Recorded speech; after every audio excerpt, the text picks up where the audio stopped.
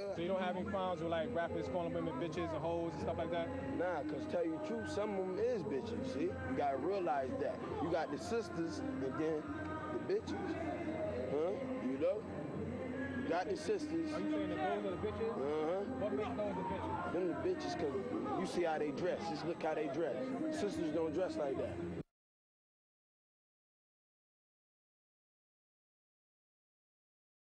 You gotta realize that. You got the sisters and then the bitches. Huh? You know? You got the sisters. Are you saying that those are the bitches? Uh-huh. What makes those the bitches? Them the bitches cause you see how they dress. Just look how they dress. Sisters don't dress like that.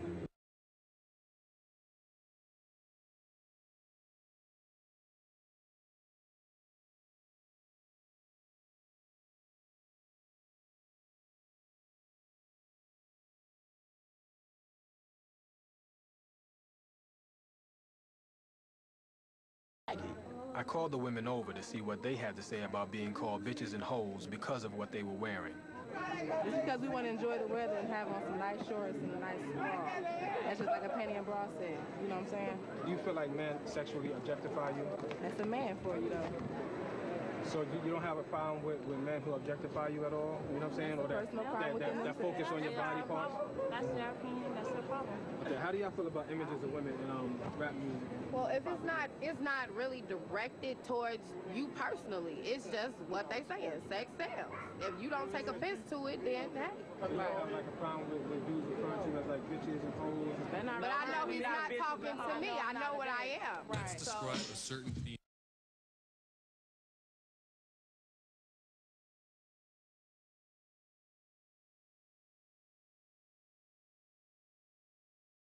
Say, when these rappers are calling, you know, women bitches and hoes, they're not talking about me.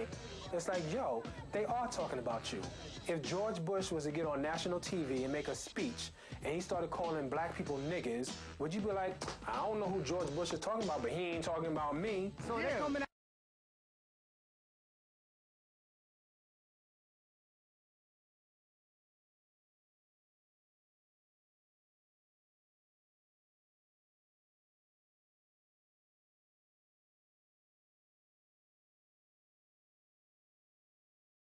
Those images are everywhere as well. Those images are in advertising, those images are in movies, those images are in TV programs. The really negative thing about music videos and about advertising is that that is the only way in which women are presented. I think it has a lot to do with boys figuring out early that girls are there for us to sexually objectify or to be our plaything.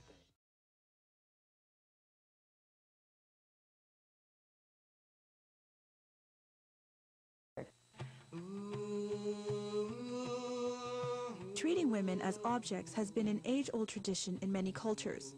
In the West, images of beauty and youth have dominated the minds of women and men even before the days of Venus and Cleopatra.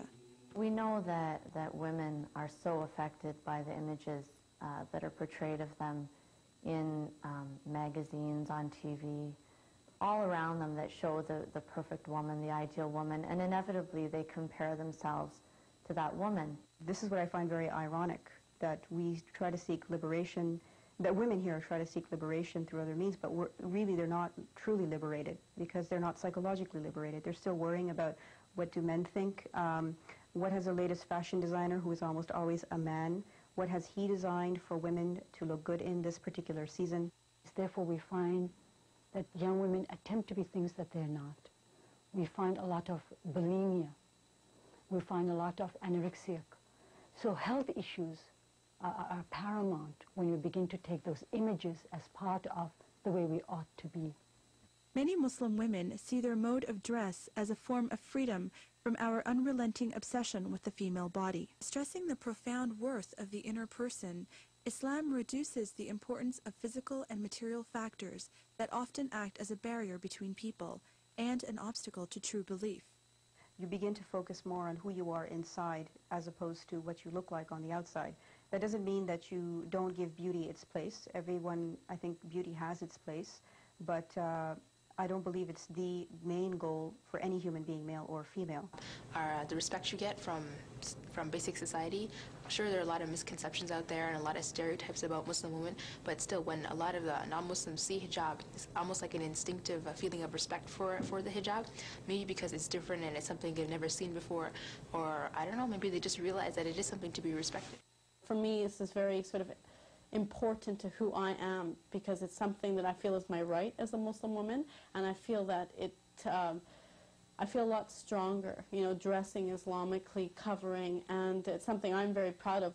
Rather than spending all day sort of preparing yourself for putting that body out there in front of public view, is your body in good enough shape? Is your hair the right color?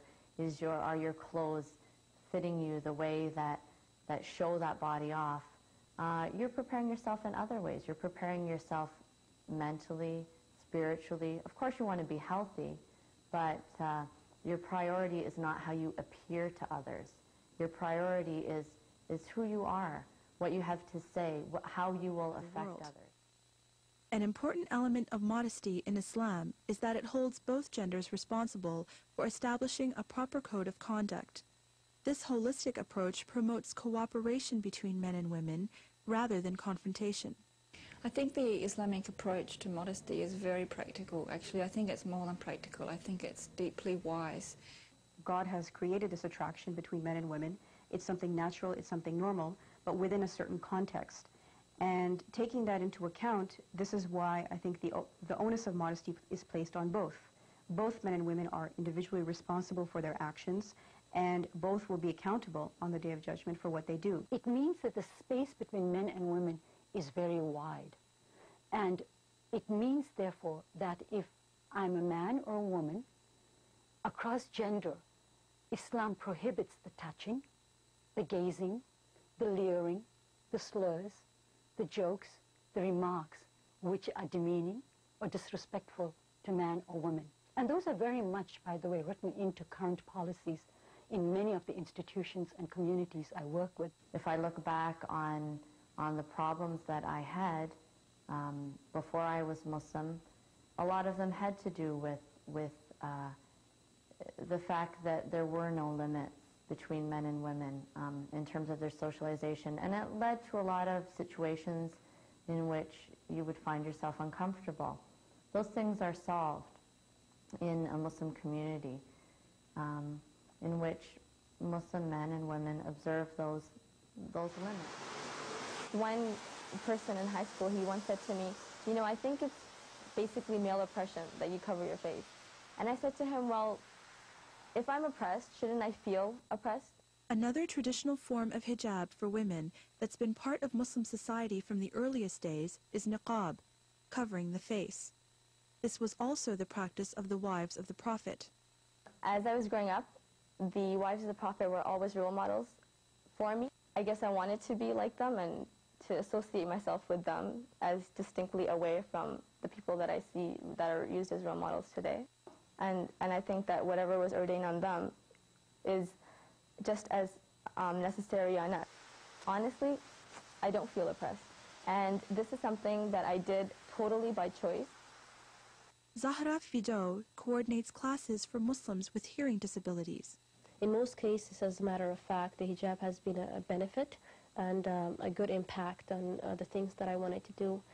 For example, when I was learning sign language, I attended a night class, 3 times a week, and I had many people, many members of the classroom come up to me and tell me how I have such a high self-respect for myself and such a high self-esteem, and that they felt so comfortable being with me at all times, which made me really feel good, because I never thought that they would actually come up and say such things. But it amazed me that these non-Muslims had actually respect for me because I was wearing hijab and I was obeying the rules of my religion.